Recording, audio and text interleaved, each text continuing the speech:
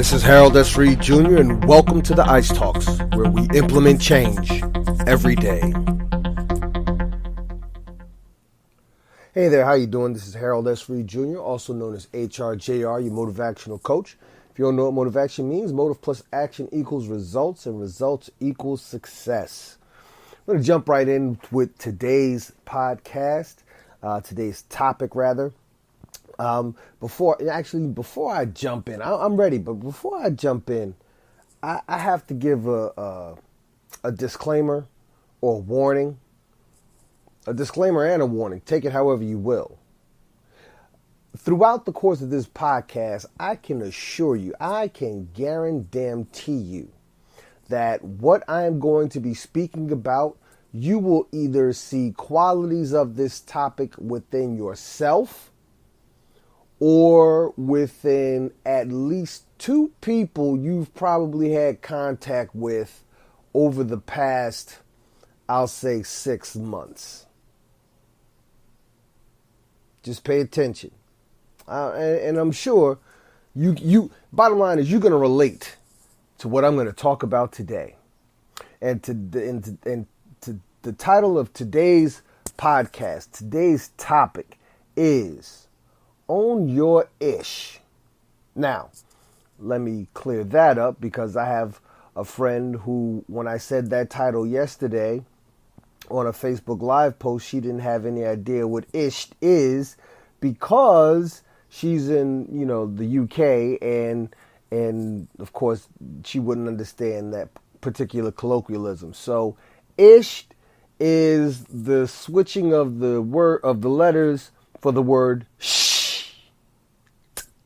Okay, so we're not. I do not curse. I do not swear. I do not use profanity on the podcast.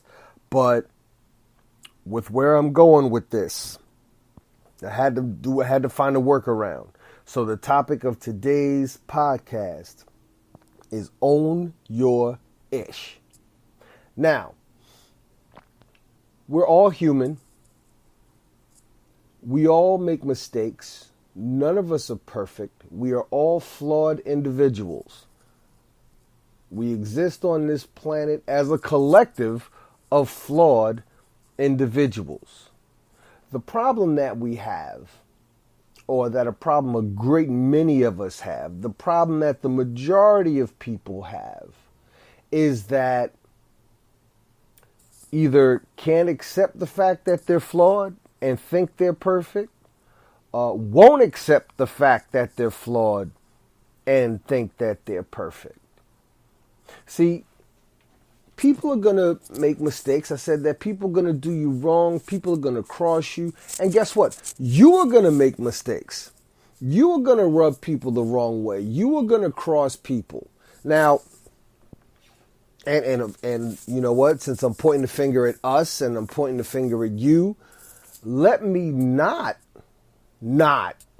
point the finger at myself. So yeah, I have rubbed people the wrong way.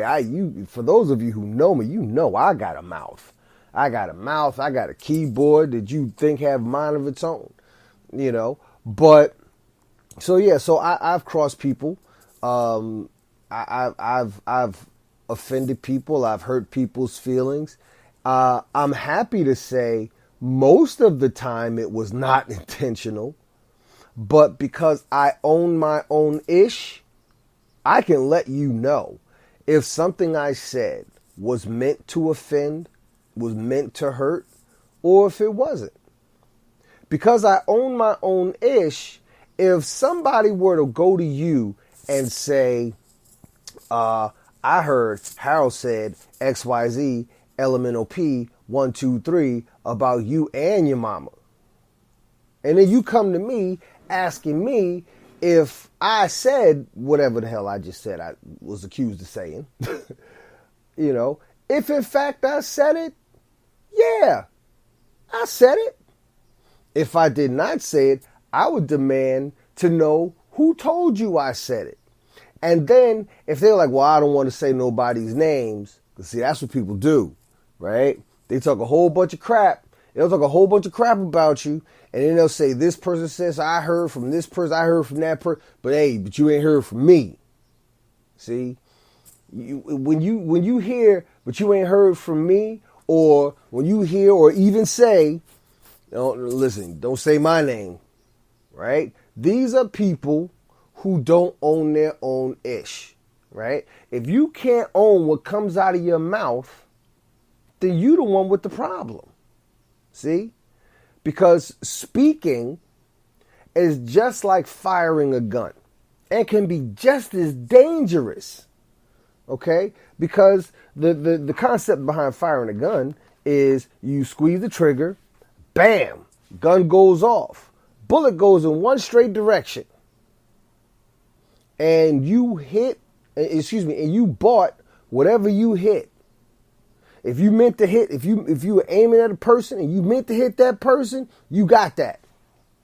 But if you were just, waving it in the air like you just don't care, what have you, pow, and it goes off by accident because you're being irresponsible, what goes up must come down. Wherever that bullet lands, whatever that bullet hits, somewhere along the line, that's yours. You own that. You bought that. So when something reckless comes out of your mouth,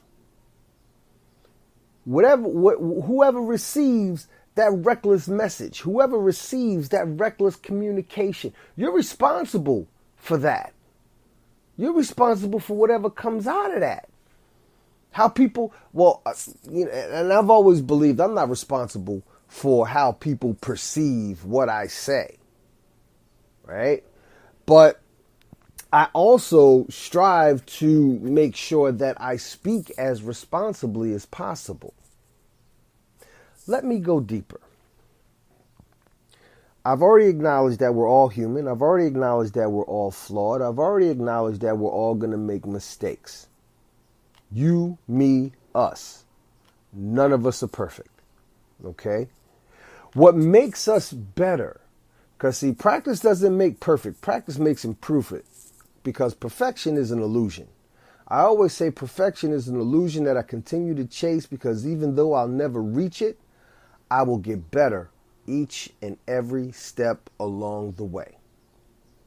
So practice doesn't make perfect. Practice makes improvement. And what I believe we all need to do is we need to practice owning our own ish. Own your mess. If you make a mistake, own it. Isn't that what we teach our children? Isn't that what our parents try to teach us? If you spill something, right? Because every one of us has spilled something as a kid. Either tried to hide it or broken something. You tried to hide it or clean it up with nobody finding out. And we do something stupid and leave some reckless Scooby-Doo clue behind that leads the whole incident directly to us. And the parent, mom or dad, grandma, whoever, auntie, uncle, whoever, tells us, all you had to do was just come and tell me and I'd help you. All you had to do is just say something. You don't have to hide. Own it. Claim it. And let's correct it. Right? So, perfect example. I have a deal with my son, my youngest son. He's 8 now. Okay, and we've had this deal pretty much since he was about, I want to say 6. And he knows the deal very well, right? If he makes a mistake, own up to it. Own your ish. Here's the deal, and I'll ask him, what happens when you tell the truth? And he responds, we will talk about it. What happens if you tell a fib or a lie? I'll get a spanking. Okay, long as you know. So guess what? Between the ages of 6 and 8, there have been times that he's told the truth and we've talked about it. And then there have been times when he tried to be slick and tell a fib. And, well, he live up to his end of the deal. I live up to my end of the deal. And he learns to own his own ish. Okay? So we can never not. There's no too early to learn this lesson. There's no too early to teach this lesson. But it sure enough is too late to have to learn the lesson. And I suspect that we live in a society, if not a world, where in which there are a whole bunch of people where it just may be too late for them to learn this lesson because they're stuck in their own ways of having to be right no matter what. They're stuck in their own ways of not being able to say, I was wrong, and leave it at that. Let me pause for a second. There's a world full of people who cannot admit that they were wrong, who cannot apologize wholeheartedly for being wrong. Now, I use the word apologize. Let me be clear. One word I really do not like to use is the word sorry. I don't like to use the word sorry because there are too many sorry ass people walking around the face of the planet today. And I also believe that the two most powerful words in the English language, if not language period, is I am.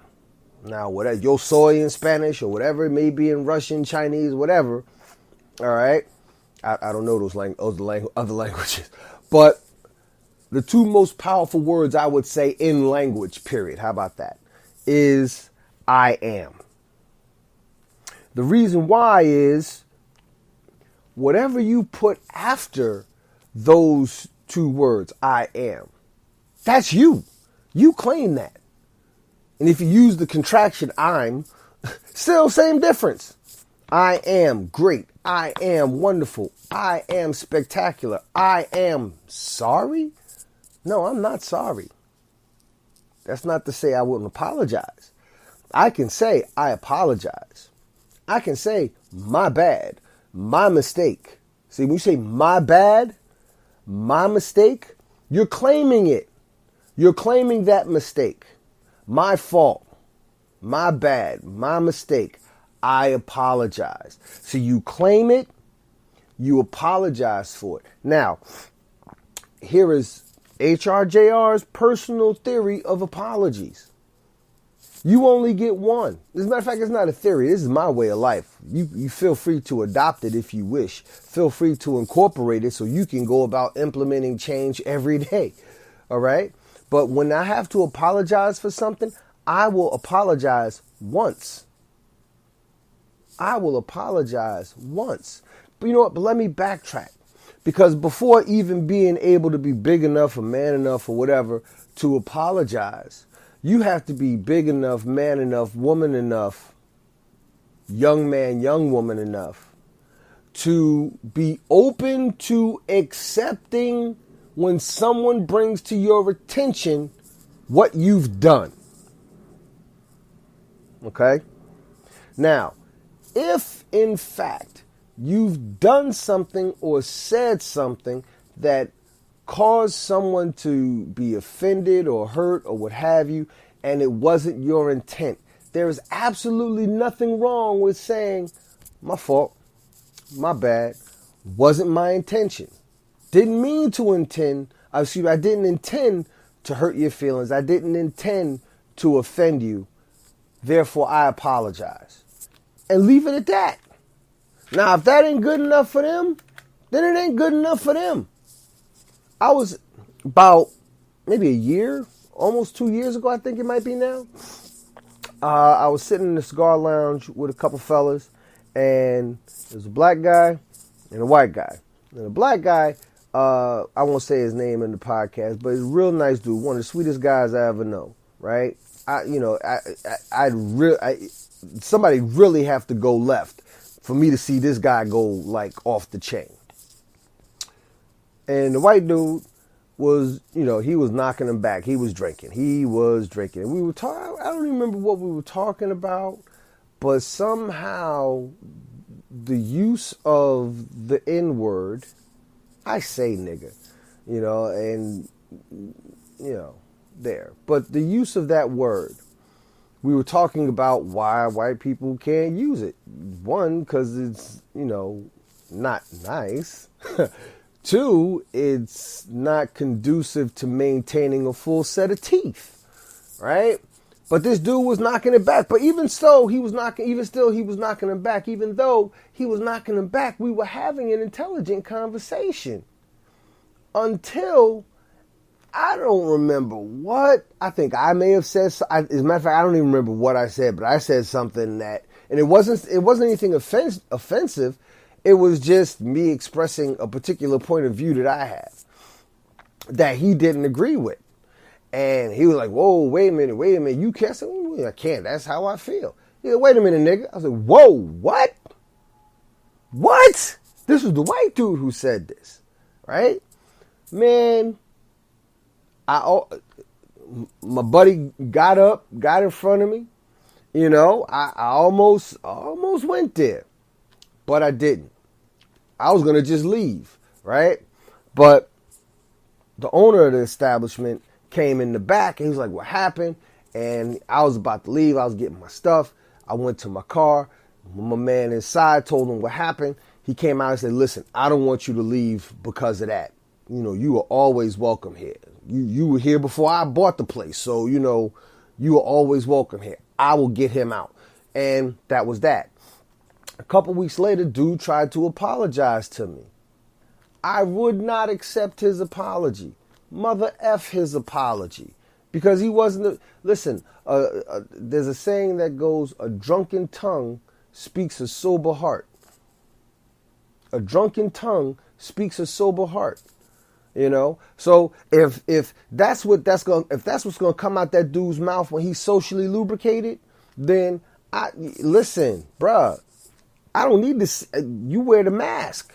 You wearing the mask when you sober. When you drunk, you taking it off, right? So that's a perfect example of not accepting somebody's apology. That's my choice. Listen, I'm not big on forgiveness, and I'll tell you why. Because the reality is, as much faith as I do have in the positivity of humanity, the reality is most people will let you down. Period.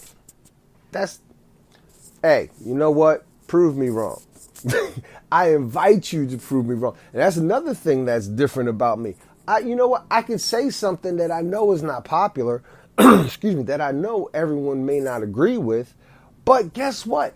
I invite you to prove me wrong. If I say something that's not really cool, like, you know, never underestimate the stupidity of people, you know, I invite you to prove me wrong.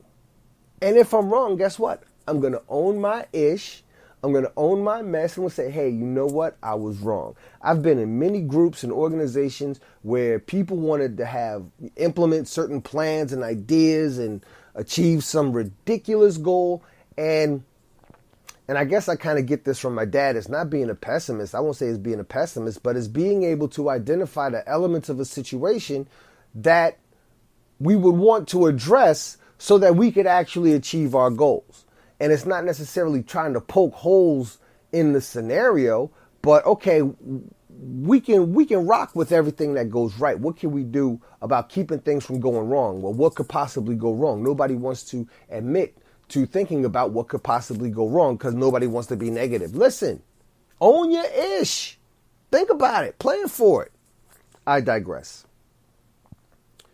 When making an apology, I only apologize once. Once. I only apologize once. The reason why is because if you can't accept that one apology, then 15 different apologies down, I'm not begging you to forgive me. If I own my ish, if I own my mess, and I apologize for it, all that exists now is for me to prove over the course of time that I will not repeat that mistake for which I'm apologizing for right now. Okay? So let me break that down for you. All right? When you cross someone and someone brings it to your attention, if you are one who owns his or her own ish, if you are one who owns his or her own mess, you accept it.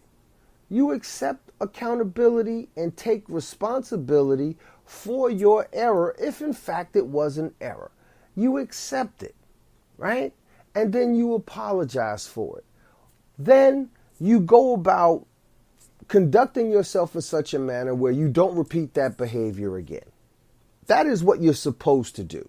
Okay, and as the person receiving the apology, okay, because there are people who want to hear I'm sorry, not because they want to mend the situation, but because they want to have that person in a subservient or subordinate or an underling position. They want to be morally superior, even if only for that brief moment in time, over this person. You've wronged me, so now you must apologize to me consistently until I'm ready to.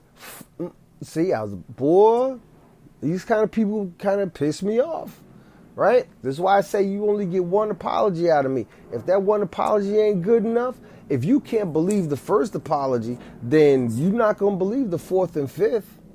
Matter of fact, my theory is that every apology loses 25% of its value after the first one. See, the first one is 100% pure, right? But if you don't believe that, and I got to give you another apology, I give you another apology, then I just lost 25%. That apology is only 75%. Then, if I got to apologize again, I'm starting to get tired of having to apologize to you because you know what? Hey, I didn't apologize twice already. Now I got to apologize the third time. So we lost 25%. Now we lost 50%. So this third apology, because remember, the first apology is 100%. That's cool. That's all by itself. Now the next apology, that apology loses 25%. So now you're at 75%. Now you got to apologize again. It's another 25% gone. Now you're at 50%. You half mean that apology, right? They still, and you still trying to be cool with this person. You still trying to make amends, and they still acting like a douche. Okay, and so you figure, okay, well, maybe you don't believe me, so let me apologize again. You apologize once again. You done lost another 25% in that sincerity though, because you really, in your heart, you getting fed up having to apologize to this person. So you really not meaning that. And then you like, okay, listen, I'm gonna apologize one more time, right? But that last time, guess what? There's no more value in that last apology, because if they don't accept that last apology, you could be like, you know what, then F you then. If you can't accept my apology, F you then.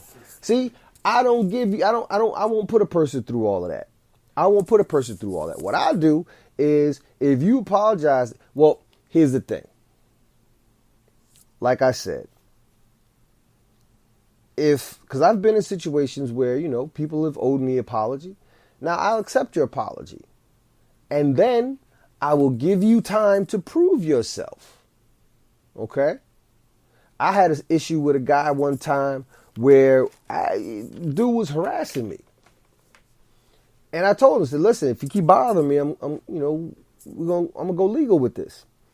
He kept bothering me. I went legal, signed a complaint against him, went to the court. Judge said, okay, go to arbitration. Have a moderator figure this out for you. If you can't do that, then come back to court. We'll figure it out. I'll figure it out for you, right? So we went into arbitration, and, I told dude my problem with him was, I really didn't care what his problem with me was, because he just bitter old dude, But we shook hands. That was that. Needless to say, not even 3 months later, this dude was back to showing his ass. After which, I was like, I don't talk to the dude. We'd be in the same room. I walk in the room, I would shake hands and greet and hug every person in that room and walk right past him and go right to the next person.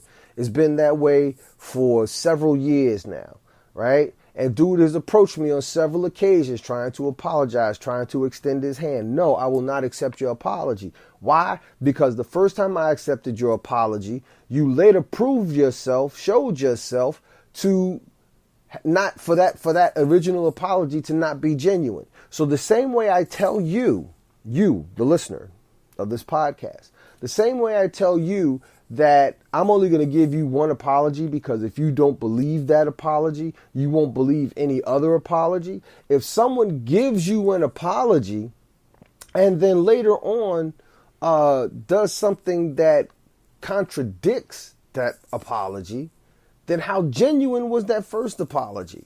And if that first apology wasn't even genuine, how genuine could the next possible several apologies be? That's not somebody who's owning their ish. And you don't have time in your life for such people. So it's absolutely okay to not forgive somebody. Joel Osteen and T.D. Jakes and Creflo Dollar and whoever else might disagree. But I know Les Brown will probably disagree, because he has talks where he says, let it go. But you know what? Sometimes letting it go just means you have to let that entire person out of your life. You have to separate yourself from that entity of negativity completely, or as completely as possible.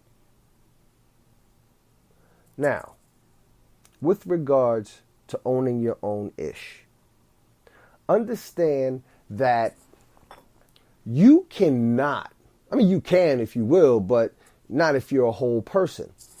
You cannot hold yourself to a different standard than you would hold the people around you. See? In other words, you can't conduct yourself in such a way that you would criticize someone else for if they conducted themselves in that same manner. That's being a hypocrite. Okay? And if someone brings to your attention some conduct you may have engaged in, okay, and you acknowledge you engaged in the conduct, but as a matter of fact, no, you refuse to acknowledge you engage in the conduct. The apology you make is, I'm sorry you feel that way. Listen, when I was a cop, I said that to a whole bunch of people. I got complaints when I was on the job. I didn't get any, well, I got one brutality complaint. Actually, dude tried to take me to court, but a whole bunch of witnesses, got me cleared. But, I got a whole bunch of complaints. I was trained to believe on the job that if you don't get complaints, you're not doing the job right, because you're not going to please everybody, right? So I remember the first complaint I got, and my supervisor says, well, what do you want me to tell this woman? Because the complaint was that I wouldn't listen to her. I pulled her over for speeding. I confirmed with her that she was speeding, and she wanted to give me some cock and bull story why she was speeding. I didn't want to hear it. I didn't listen. I didn't engage in conversation. I wrote her a ticket and kept it pushing. She complained because she didn't get to be heard. So my sergeant, I asked my sergeant, I said, did I do anything wrong? Did I violate policy? No. Okay. So we're done. Well, she's complaining. Don't particularly care. Well, you can't not care. Yes, I can not care. I did my job. Okay, well, what do you want me to tell her? You know what you tell her, Sarge? Tell her, I am sorry she feels the way she feels. Something along those lines. So I'm not sorry for what I did. I'm not, notice I said I'm sorry too, right? I'm not sorry for what I did. I'm not taking ownership of why should I take ownership of the mistake of doing my job? Because it's not a mistake, right? So I said, I'm sorry that she perceives my actions to be yada, yada, yada, whatever. Basically, I'm apologizing for her feeling how she feels, not anything I did, right? So when someone comes to you, or rather you go to someone and you tell them, I was offended when you did A, B, C, D, LMNOP, 1, 2, 3, and they come back at you with, I'm sorry, or I apologize, but I didn't da-da-da-da. See, that's not a real apology. That's not somebody owning their mess. That's not somebody owning their ish. See, you can't apologize for something and then commence to trying to justify what it is you're apologizing for. For real. I mean, it's the same way people have justifications for selling drugs. The same way people have justifications for doing things that they know that are illegal, and they're doing it, they're willingly doing it, and they're not the least bit sorry for it. But to say, and again, when you own your ish, when you own what it is that you do, if it's not kosher to be doing and it comes to a head, you own it. And, let the chips fall where they may. But it makes you less of a person to be caught in a flaw, be caught in an error, be caught in a mistake, and not take ownership of it. But I get that, because here's something else that goes on. here's something else that goes on. We also live in a society where people want to point the finger at other people, if for no other reason to keep the spotlight off of themselves. So I get that. But here's the thing that people don't understand. When you take ownership of your own mess, you actually disarm everyone who would come at you. Well, what about the time when that time that I said XYZ? Yeah, I talked to dude about that. We worked it out. Now what? What about that time when I broke the vase? Yeah, my dad took that out of my allowance. Cost me a couple months of allowance to pay off, but yeah. What about that time when when you own your own ish, when you own your own mess, can't nobody touch you. With every mistake that you take ownership of, you add another piece of armor onto yourself to protect yourself, to protect your integrity. Because that's what integrity is about. Integrity is not just about telling the truth when it's easy to tell the truth. Integrity is about being able to look at yourself and see yourself for the flawed human being that you are and accept your mistakes. But when you sit up there and you try to justify your mistakes, when you try to give an explanation for something that you did or said that you know was wrong, when you try to make it seem like there's other people that are responsible for something that came out of your mouth or something that you did with your hands, you become even more flawed. You degrade, you deteriorate in spirit when you engage in such behavior. You lose the respect of respectable people when you engage in such behavior.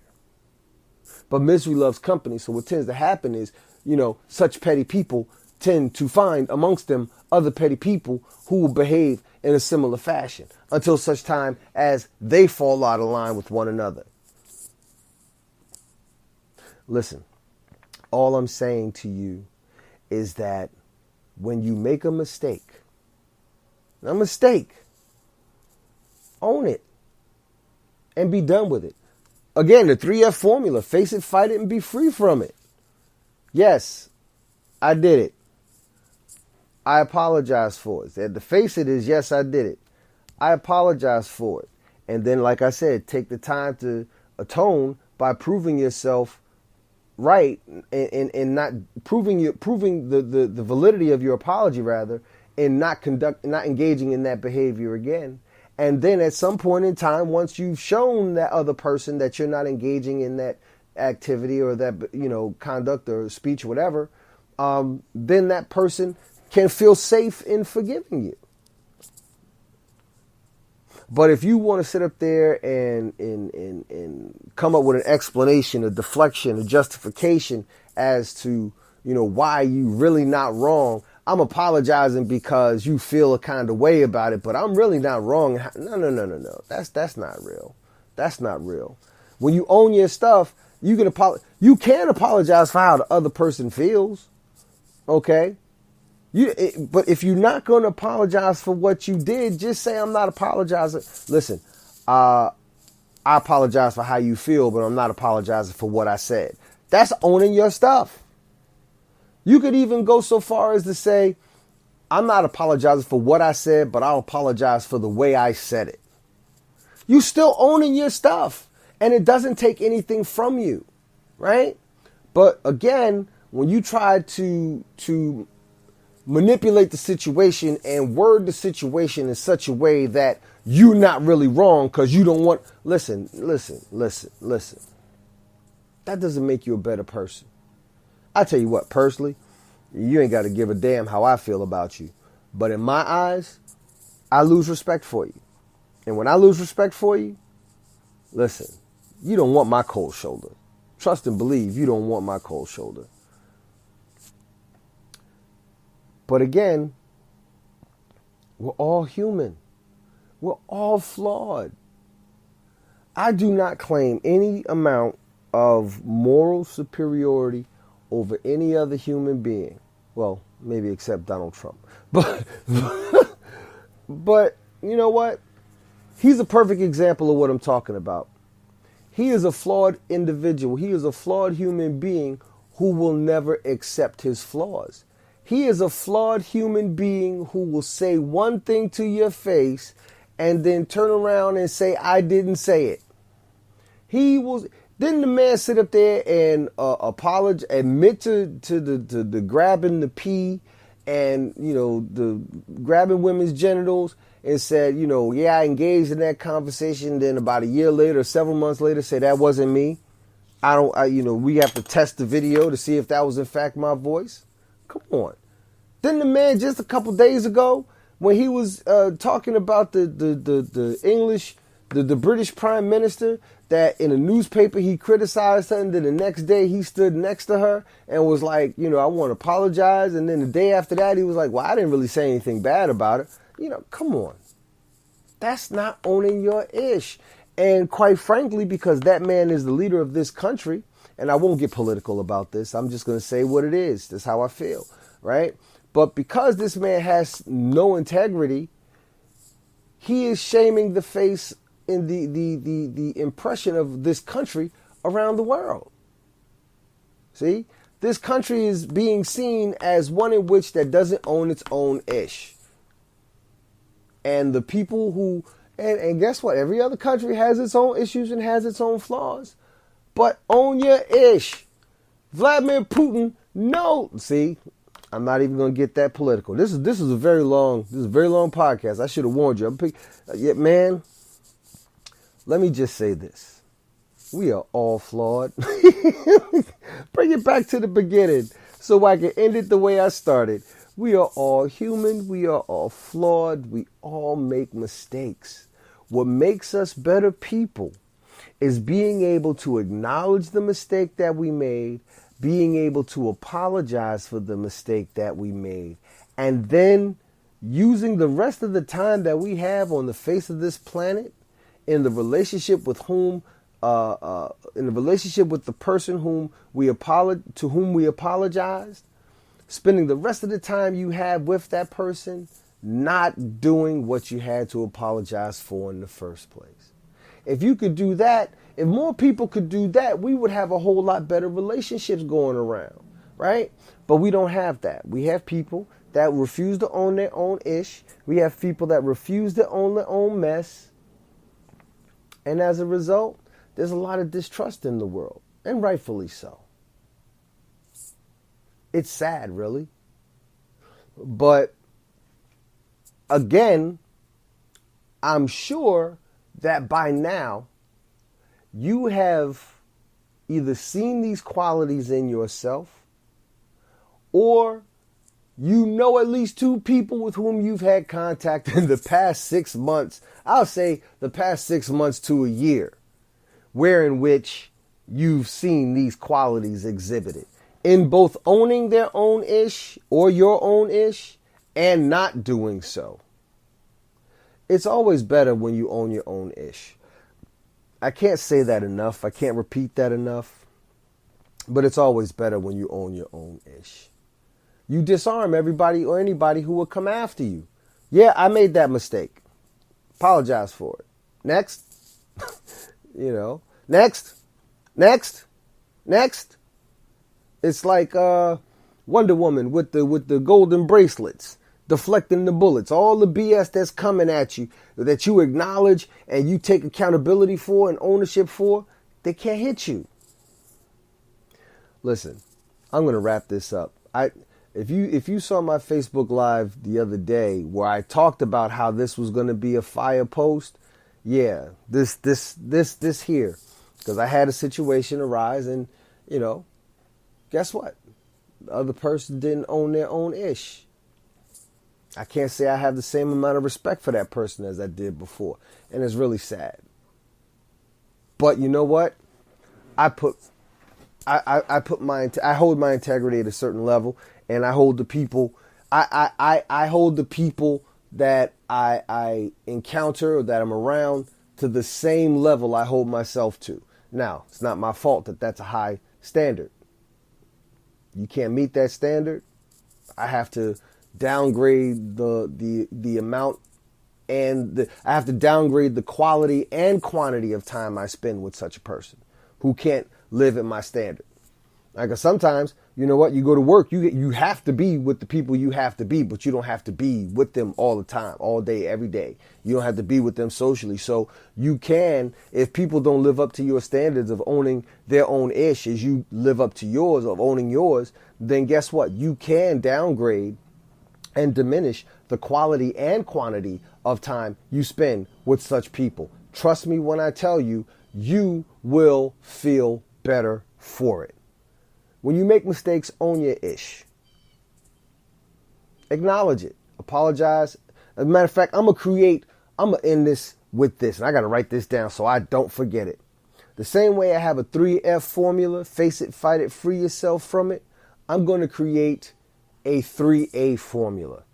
Acknowledge, apologize, and atone. Acknowledge you made a mistake.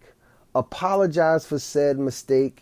And then atone. And you atone for that mistake by not making that mistake again. If you can do that, you become a better human being. You don't become a perfect human being, but you become a better human being. I'm going to wrap this up right here because this is by far the longest podcast in the entire series thus far. And I don't want to take up any more of your time. Invite your friends to follow this podcast on Spreaker.com, The Ice Talks. All right. And because, again, we're still looking to get this on iHeartRadio. You guys take care of yourselves and enjoy the rest of your day. Thank you for listening to another episode of The Ice Talks, where we implement change every day.